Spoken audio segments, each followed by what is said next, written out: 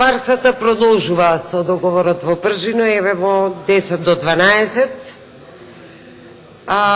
за едни козметички измени направени во избирачкиот список. Не знам зошто помина година дена, воопшто не знам, со нов состав на ДИК и од сето тоа што добивме, 39.502 лица спорни. Тресла се горе, родио се миш, или, исто така што србите велат, пало јаје на две банки. Слушавте за 500.000, за 600, за 800, за 200. Секому му е јасно дека Македонија не може да има 1.800.000 на избирачкиот список, но еве подпишавте сите договор во кој што се сложивте дека 39.500 луѓе се спорни. И сега за нив ќе биде организирана активна регистрација. Колку што се сеќавам, активната регистрација беше предложена и одбиена. Зошто за овие луѓе би имало активна регистрација, не ми е навистина јасно. Прво, доаѓаат летни одмори, август месец. Кој во август како може практично да направи активна регистрација? Баба Зумбула ќе ја викаат од нива да дојде на интернет да види дали се наоѓа на список. Па тоа е смешно, па тоа е трагично. За тие 39.000 луѓе, пазите, во проценти обично 35% воопшто и не гласаат во Македонија. Значи, смалете оваа бројка. Смалете ја. Уште помала е од ова што е напишано. Понатаму, како си замислувате дека овие луѓе ќе бидат цело лето на штрек? Прво не знаат кои се. Сите треба да имаат достап до интернет, тука се спомнуваат видеоконференции, видеоврски, скајпови и не знам други лудори, кога луѓево немаат ни компјутер, ни интернет. Како мислите дека ќе вадат документи? Еве им истекла личната карта. Треба да извадат документ во август. Како тоа ќе го направат? Јас овие граѓани ги повикувам на скајп ако се пријавуваат да се маскираат. Да видиме дали некој ќе ги препознае. Па ова е смешно, ова го нема никаде, преку скајп и преку конференцијски врсти. Кој ќе потврди дека сум јас тоа на вистина преку скајп, ве молам? Што ќе ја покажувам личната карта на скајп? Вакво нешто нема во цел свет, ваков мајтап. Тие луѓе што ќе се пронајдат на овој список, кои што треба да дежураат, пазите.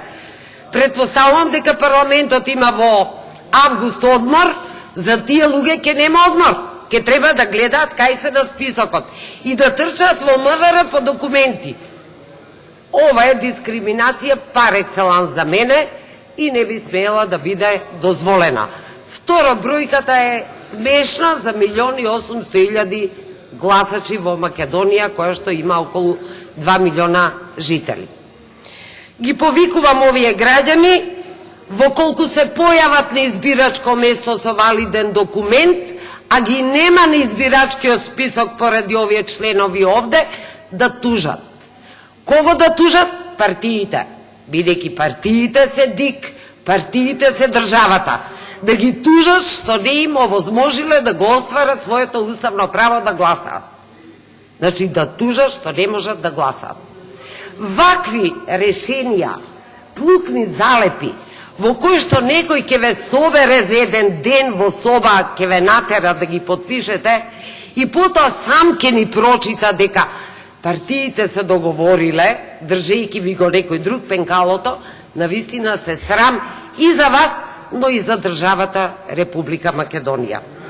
Да не зборувам за овие 171.000 кои што ќе биле со звезда, со запирка, со точка, со хаштаг и така натаму означени. Ја не знам дека 171.500 нам ни беа иселени, нели овде тврдевте 600.000 дека ги нема во државава. Нели Светска банка даде од 400.000? Не ми јасно како се сведовте пало јае на 2 банки на 171.500. Како? Како? Од каде? Како може МВР да нема податоци за тоа кај живеат нашите граѓани? Па тоа е еден прост компјутерски програм во кој што може, бидејќи имаме биометриски документи, кои ни се скенираат на граница секогаш кога излагаме и влагаме, тие секогаш и во секој момент можат да извадат податоци за тоа колку луѓе живеат, да речеме, повеќе од 11 месеци во годината на друго место.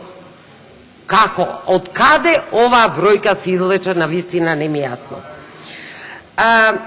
Значи, цела година помина од минатото пржино, попис не се направи. Сите 4 партии, веројатно од 4 различни причини, бегаат код ѓавол од темјан од попис. Никој не сака да не расветли, да не просветли колку сме на вистина во оваа држава, колку имаме иселеници, кој ни е материјалниот статус, кој ни е социјалниот, кој ни е економскиот, кој ни е демографскиот статус. Цела година, пазите, тоа е операција статистичка, која што теренски, по стар начин се изведува кај нас, можеше за ова време комотно да се направи попис, па да одиме на вистина на избори во кои што сите ќе веруваат. Вака, одиме со стариот избирачки список.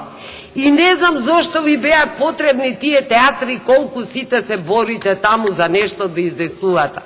Ако е ова борбата, резултатот на вашата борба, тогаш Македонија е во тешка криза, дури сега гледам. Оние што ја внесоа во кризата, дефинитивно не може да ја извадат од криза Македонија. Македонија е во тешка ментална криза, кога мора да поверува на вакво нешто, кој што сите вие овдека ќе си го гласате без око да ви трепне. Граѓаните се жртва на ваквиот несериозен однос. Тотално несериозен однос. А да не зборувам, ке има мегдан да се зборува и за законот за медиуми и понатаму за сите продукти, полупроизводи, сиромински продукти што ги дава Пржино 2.